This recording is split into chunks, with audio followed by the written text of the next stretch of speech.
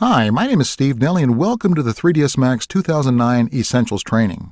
I hope you're ready to have some fun because you and I are about to go on a whirlwind tour of one of the most widely used 3D animation programs on the planet today. I'm of course referring to 3ds Max. If you're brand new to Max, you're in for a real treat. You're going to be absolutely blown away by what it and you can do. Now maybe instead you and Max have already been around the block a few times and you're simply looking to pick up a few new tips and techniques. Well, don't worry, we've got some pretty cool stuff for you too. You know, 3ds Max currently has a user base of over 300,000 people, and each of them has already come to the same conclusion, as you'll soon have. And that's that this little 3D powerhouse is capable of creating pretty much anything, from a blockbuster video game or feature film, to an architectural walkthrough or accident recreation. Make no mistake about it, 3ds Max can do it all.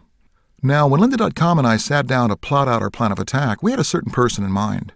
We wanted to focus on someone who was thirsty for a rock-solid introduction into the world of 3D. Someone who was snooping around for important tips and tricks that could be used to improve their workflow. Someone who wanted to learn practical real-world techniques that they could easily apply to their own projects. Now, is that you? Is that the kind of stuff you need? Well, if it is, I think you're going to find this to be a very helpful title. You see, what I want to do is teach you what you need to know to take your 3D work to the next level. Now, we're going to begin our discussion by learning the lay of the land, getting familiar with Max's interface. What you see on the screen, in other words. We'll then dig into how it all works, what you need to know, and what buttons you'll need to push to get this 3D flamethrower churning out the kind of stuff that most can only dream of being able to create. Please be aware that in one or two of the earlier videos, I might demonstrate an important feature in Max without fully explaining the technique or procedure. Don't worry, I promise that any unfamiliar techniques will be explained in detail when we start talking about specific topics. What you might like to do is watch those early videos with an eye towards simply getting an overview of things to come. Then, tune into the individual topics to learn more about the specifics in detail.